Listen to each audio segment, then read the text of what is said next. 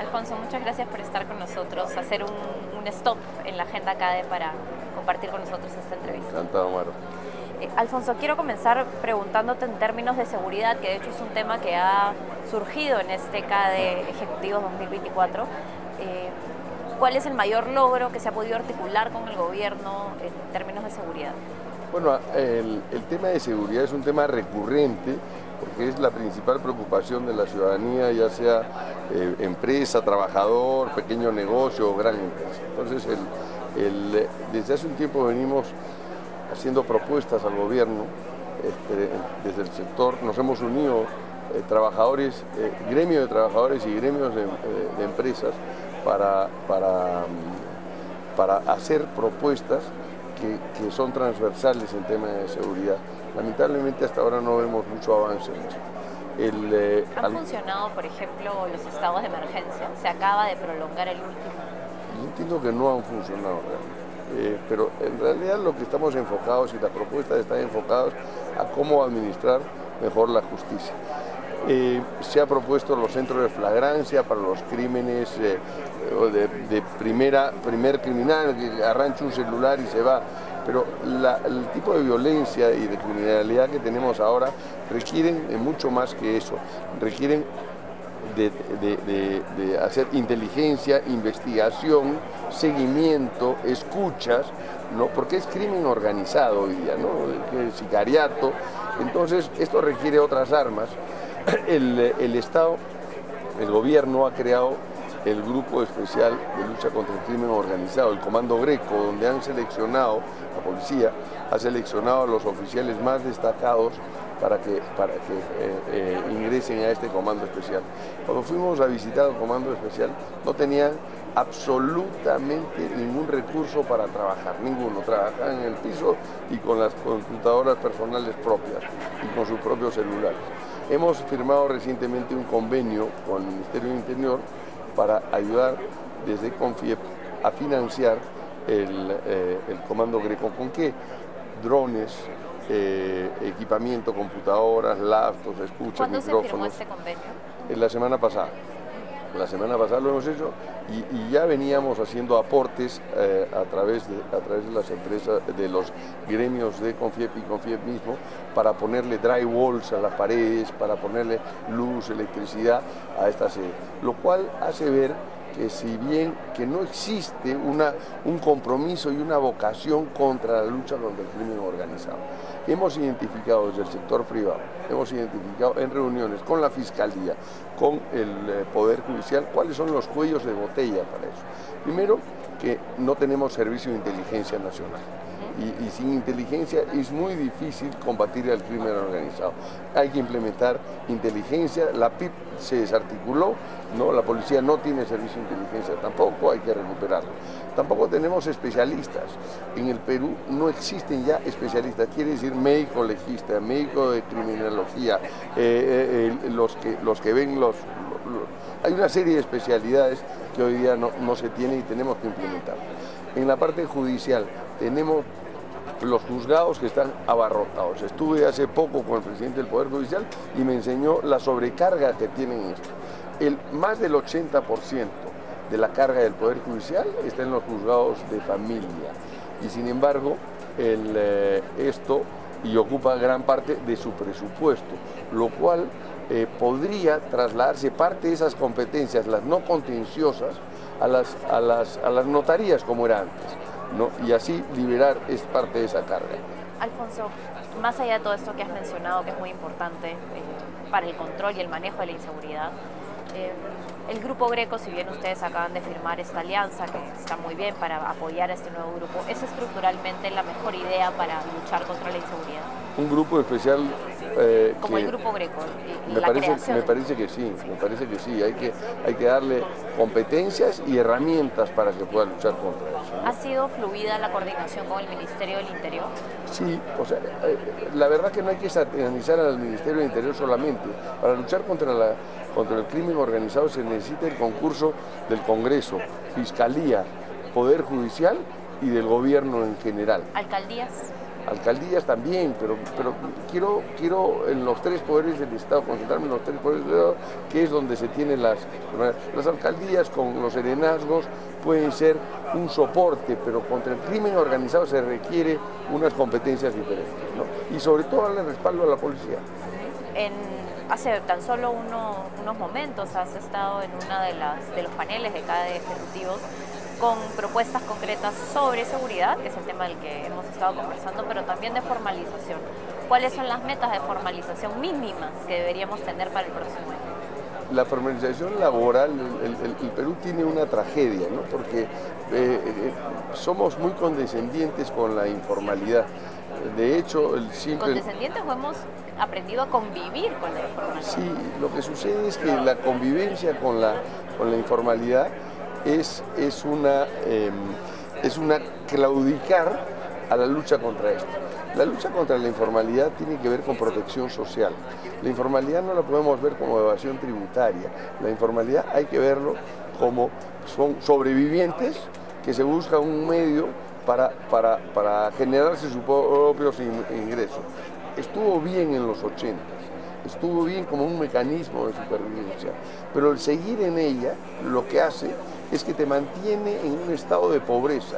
El costo, las empresas que viven en la informalidad tienen que pagar cupos a los serenos, a los policías municipales para que no lo boten de la calle, tienen que pagar el costo del financiamiento, el no poder acceder al sistema financiero formal, tienen que acceder a los agiotistas, ¿no? Entonces el costo del dinero es prácticamente infinito para ellos. Entonces, ¿cómo puede un empresario progresar en esas condiciones? Es imposible. Entonces, ¿qué es lo que hay que hacer? Hay que bajar las barreras hacia la formalización. Acá nos empeñamos por subirlas. Entonces, ¿qué esperamos que pase en el 2025? Nada, que siga creciendo la informalidad, lamentablemente. ¿Y esa facilidad para formalizar pasa por un tema tributario? Yo creo que pasa por ordenar los tributos, pero no son los temas tributarios que realmente los que impiden esa barrera. ¿Por qué? Porque tenemos escalas tributarias y los pequeños no pueden. Son los permisos, por ejemplo, sacar una licencia para una autorización hoy día para abrir una tienda, cuando te viene con una pequeña tienda, cuando te vienen a hacer unas exigencias de defensa civil, ¿no es cierto? Y después de haber invertido y varían en cada municipio. Va a variar y la fiscalización es punitiva. Cierre local, cuando te cierran el local los matan. Entonces, pero en cambio en la informalidad, yo digo que somos complacientes porque la informalidad en realidad es ilegalidad. ¿Qué tiene que hacer ese pobre, este pobre empresario que ha puesto todo ese dinero y viene el municipal o cualquiera, el defensa civil, o sea, decirle que el extinguidor debería estar a 40 centímetros sobre el suelo y no en el suelo y por ende te cierro por 90 días? ¿Qué tiene que hacer? Le paga 5 soles al esto y le abre. Entonces estamos fomentando la informalidad. ¿Y han conversado con el ministro Maurate, por ejemplo, sobre esto? Por supuesto. Al ministro Maurate le decimos que su principal rol es el de lucha contra la informalidad, ¿no?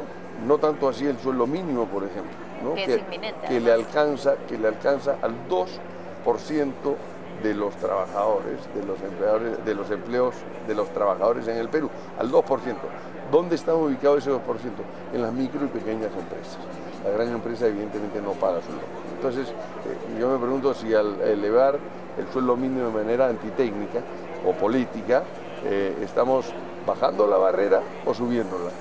Evidentemente estamos subiendo la barrera a la forma, y no solamente eso, sino seguramente va a haber un tránsito de esas empresas que ya no pueden con esa carga y pasarán a la informalidad. ¿Qué pasa con los empleos en la informalidad?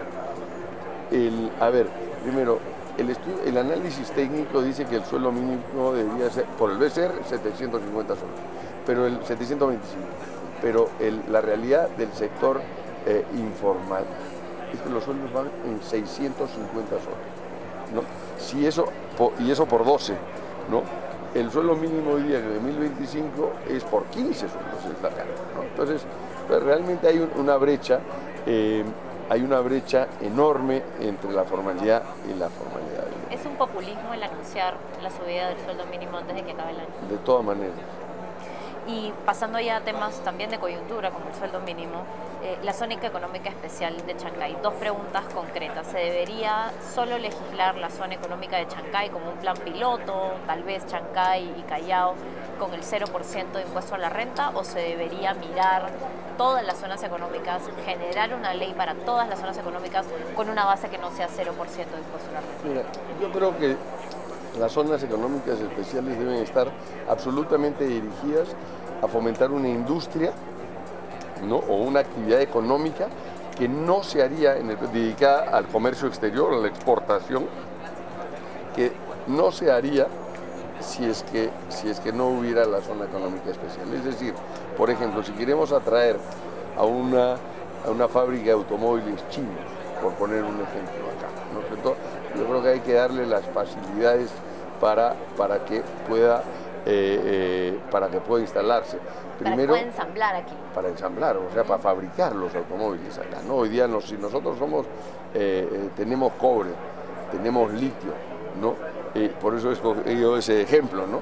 Entonces, ¿qué pasa si podemos fomentar la fábrica de transformación de cobre, del cobre en bruto a los cables para los automóviles o a los implementos de los automóviles, lo mismo con el litio y finalmente la fábrica que ensambla la batería? No se haría seguramente en el Perú si es que no damos unas condiciones especiales. 0% de impuesto a la renta. Yo creo que el puerto de Chancay te brinda, no por sí solo, pero nos da la oportunidad de generar una zona económica especial importante, porque en Chancay hay disposición de suelos, porque el Callao, hagamos el Chancay Callao, toda la mercancía que entre y salga entre los dos, por ejemplo, puede ser importante, pero las fábricas, ¿dónde se van a instalar? Por ejemplo, ¿qué pasa si en Chancay generamos un gran parque industrial nuevo, ¿no es cierto?, descentralizado de Lima, ¿no es cierto? Bueno, está el Yancón. Reconvirtiendo las áreas agrícolas a áreas industriales, ¿no? Mire, acá se necesita, solo una ensambladora de coches necesita cerca de 1000 hectáreas. Entonces, ¿cuántas serán las otras? Entonces, si queremos pensar en grande, tendríamos que pensar en... Y las exoneraciones deberían ser en serio, yo creo que sí, pero no permanente. O sea, 0% una cantidad de años. 0% 10 o 15 años, por ejemplo, 15 años. Y de ahí, y con ciertas condiciones, ¿no es cierto? Por ejemplo, el ministro de Economía tenía temor de que se utilicen esas zonas económicas especiales para hacer un fraude a la nación, para que regresen esos productos claro, hay que prevenir el fraude, hay que prevenir la corrupción, evidentemente, pero no por eso debemos parar de soñar en grande. ¿Por qué no podemos convertirnos nosotros en el nearshoring del Asia para América? Entonces, no para hacer pequeñitas cosas, creo que para eso no nos sirve. Hemos tenido experiencias de la Sofra Tacna, la Sofra Hilo, que no han generado ningún impacto real. Pero ¿por qué no pensamos en generar estos grandes impactos?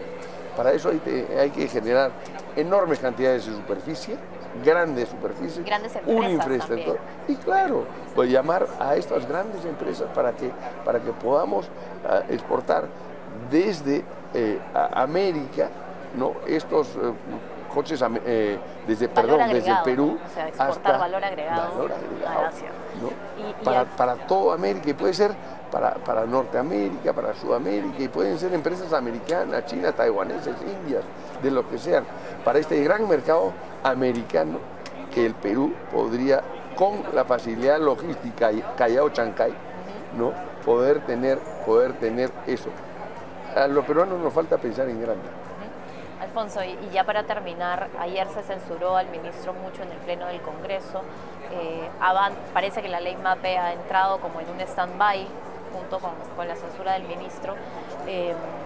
Y más bien esta modificación, digámoslo así, el REINFO, esta nueva propuesta que extiende el REINFO, está tomando cada vez más fuerza.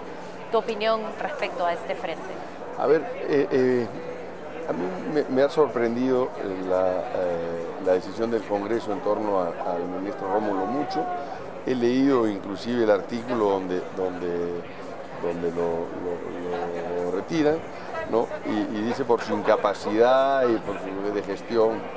Lo cierto es que el ministro no merece ese tratamiento. El ministro ha sido un ministro muy eficiente, muy conocedor del sector, muy promotor del desarrollo de las empresas de su sector, ¿no?